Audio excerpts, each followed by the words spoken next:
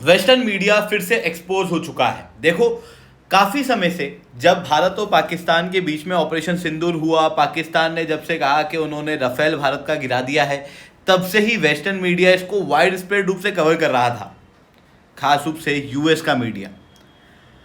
But recently Dassault के CEO द्वारा बताया गया कि जो पाकिस्तान के क्लेम हैं वो झूठे हैं। इसके बाद भी वेस्टर्न मीडिया ने इस न्यूज़ को मोल्ड किया, इसको तोड़ा मरोड़ा। हुआ ये कि जो इंटरव्यूअर था उसने पूछा कि क्या पाकिस्तान ने एक भी राफेल फाइटर जेट गिराया। इन्होंने कहा नहीं, जो पाकिस्तान ने कहा वो सिंपली सही नहीं है। तो वेस्टर्न मीडिया ने जो इंटरव्यूअर है उसके वर्ड उठा लिए और कहा कि डसॉल्ट के सीईओ ने माना है कि एक राफेल जेट जो है वो उड़ा दिया गया है पाकिस्तान के द्वारा। पर बात आती है, बेसिकली ये वेस्टर्न मीडिया फ्रांस के ही राफेल के खिलाफ इस तरीके के नैरेटिव क्यों छेड़ रहा है? इसके पीछे वो भारत के कॉन्फिडेंस को कैसे कम करना चाहता है? इसे मैं शुभेंद्र चौहान डिटेल में आप लोगों के साथ में चर्चा करूंगा। बट उसके पहले आप लोग मेरे साथ में SRC10 टेलीग्राम ग्रुप के ऊपर जुड़ सकते हो। मेरे क्लास की अपडेट, PPT, PDF सब कुछ आपको यहाँ पे मिल जाएगी। यूपीएससी CSE की तैयारी करना, इंडिया के टॉप एजुकेटर से ऑफलाइन क्लास के अंदर पढ़ना है, आप लोगों के पास में अच्छा मौका है। अनअकैडमी अब केवल ऑनलाइन ही रहा है, अनअकैडमी ऑफलाइन भी आ चुका है। हमारे सेंटर्स ऑलरेडी खोले जा चुके हैं। जुड़ना चाहते हो तो इस नंबर पर कांटेक्ट कर सकते हो। मंथली करंट अफेयर्स की मैगजीन, प्रीवियस क्वेश्चन, फिल्म्स के मॉक टेस्ट, एनसीईआरटी की नोट समरी और इंडिया ईयर बुक की समरी अगर आपको फ्री ऑफ कॉस्ट डाउनलोड करना है तो नीचे डिस्क्रिप्शन के अंदर मैंने लिंक दी हुई, वहां से आप लोग डाउनलोड कर सकते हो। चलिए दोस्तों, समझने का प्रयास करते हैं पे क्या हुआ है। देखो, आपको याद होगा मई के महीने में भारत और पाकिस्तान के बीच में जो डिस्प्यूट है वो काफी ज्यादा बड़े। भारत ने ऑपरेशन सिंदूर पाकिस्तान के खिलाफ कंडक्ट किया, जिसके बाद लगभग 9 से ज्यादा टेरर कैंप पाकिस्तान के अंदर उड़ाए गए। पाकिस्तान के लगभग 11 बेस उड़ाए गए। पाकिस्तान के इन 11 बेसेस के अंदर कई सारे एयर बेसेस इतने सुरक्षित थे कि पाकिस्तान को लगता था कि यहां पर तो कभी अटैक नहीं हो पाएगा। पर भारत ने बिना उनके एरिया में जाए इन सारे एरिया को पूरी तरीके से, इन सारे एयरबेस को पूरी तरीके से नष्ट कर दिया, जहां पर पाकिस्तान का कई सारा नुकसान भी हुआ, जिसके प्रूफ हम लोगों ने वर्ल्ड के सामने रखे। हम लोगों ने सैटेलाइट इमेजेस रखी, सब कुछ बताया किस तरीके से भारत ने पाकिस्तान के ऊपर अटैक किया था और पाकिस्तान के इन सारे क्षेत्रों को उड़ाया था। पाकिस्तान के खिलाफ भारत ने इस ऑपरेशन के अंदर BrahMos missile, S-400 defence system और आकाशतीर सिस्टम का बहुत ही अच्छे रूप से प्रयोग भी किया। पर वहीं पाकिस्तान इस बीच में विक्ट्री सेलिब्रेट कर रहा था। हालांकि उनकी विक्ट्री सेलिब्रेट करना बनता भी है, क्योंकि उनको लग रहा था कि वो बचेंगे नहीं, एटलीस्ट वो बच गए, अपने आप में वो उनके लिए विक्ट्री है। बट उसके बाद इन्होंने कई सारे झूठे नैरेटिव फैलाने शुरू किए। इन्होंने सबसे पहला और सबसे खतरनाक नैरेटिव जो फैलाया वो ये था कि इन्होंने कहना शुरू किया कि इन्होंने 3 राफेल फाइटर जेट को गिरा दिया है, जिसकी कोई सैटेलाइट इमेजेस इन्होंने नहीं दी, जिसके कोई प्रूफ इन्होंने नहीं दिए, जिसकी कोई फोटो इमेजेस कुछ भी नहीं आई।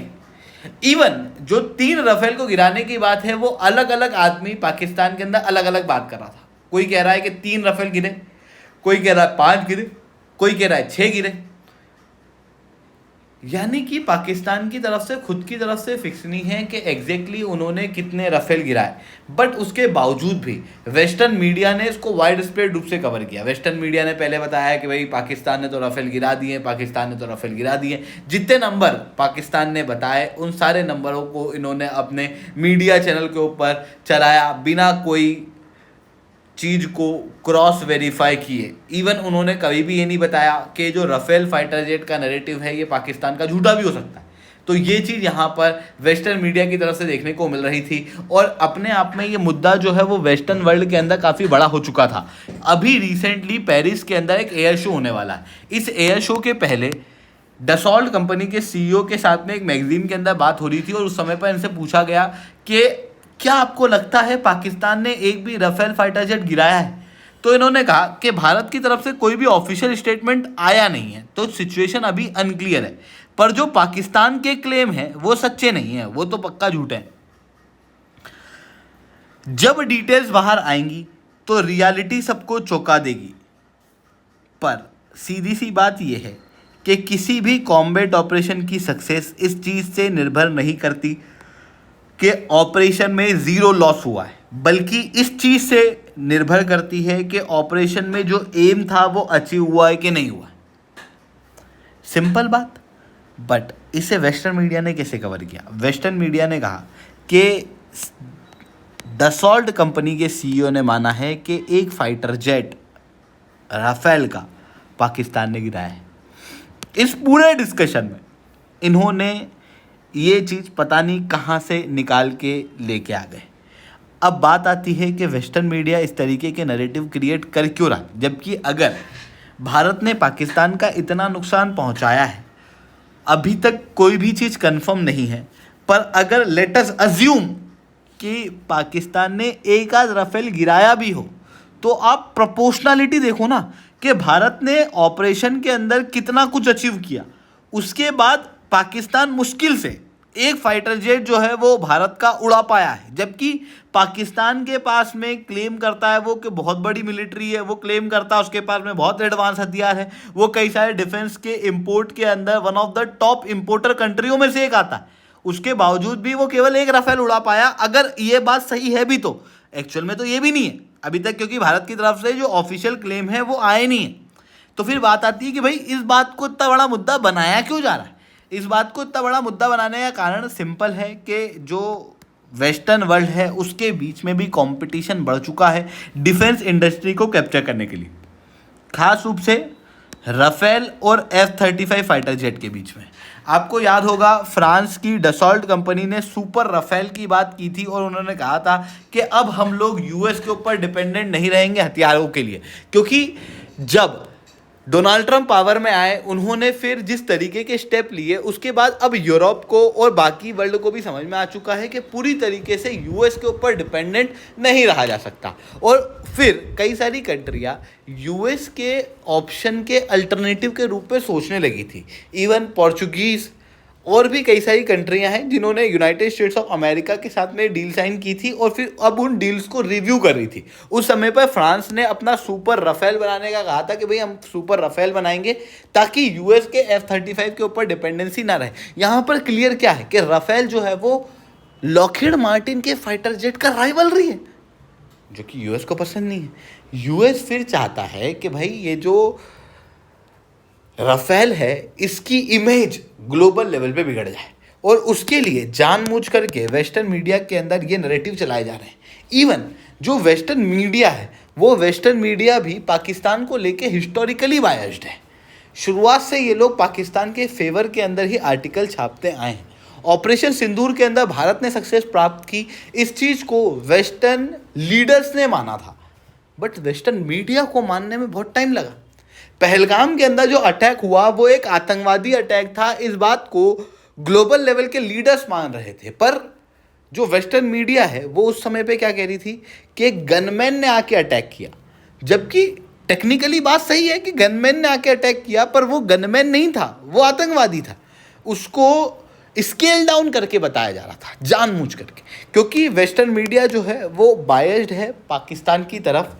इवन भारत के खिलाफ एक तरीके से नैरेटिव वॉरफेयर भी है। देखो पूरा वर्ल्ड ये बात जानता है कि भारत जो है वो एक मजबूत अर्थव्यवस्था है, फास्ट ग्रोइंग इकोनॉमी है, पर जो वेस्टर्न वर्ल्ड है वो डिफेंस कैपेबिलिटीज़ के अंदर जनरली भारत की कैपेबिलिटीज़ को बहुत ज़्यादा बड़ा चढ़ा के नहीं दिखाना चाहता, वो अपनी ही कैपेबिलिटी को ज़्यादा मजबूत दिखाना चाहता है। और अभी जो भारत ने ऑपरेशन सुपीरियरिटी हासिल की वो वेस्टर्न वर्ल्ड के पास भी नहीं है, क्योंकि जिस तरीके से वन ऑफ द, आप मानो चाहे नहीं मानो, पाकिस्तान के पास में भी एक मजबूत मिलिट्री है ग्लोबल लेवल पे।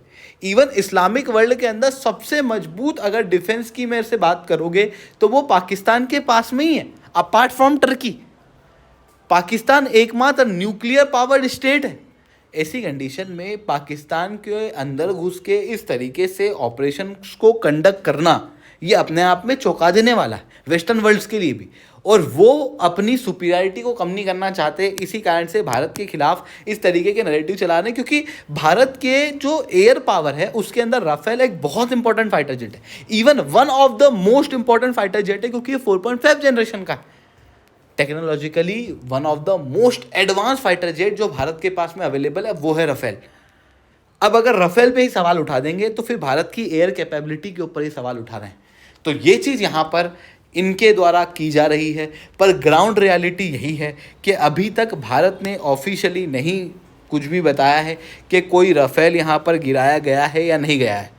वहीं पाकिस्तान ने भी अभी तक न कोई मीडिया के अंदर, इंटरनेशनल मीडिया के अंदर कोई क्लियर कट इन्फॉर्मेशन दी है, ना कोई प्रूफ दिए हैं, ना कोई सैटेलाइट इमेजेस दी हैं, ना किसी न्यूट्रल ऑब्जर्वर ने किसी राफेल को कहीं गिरा हुआ देखा भी है।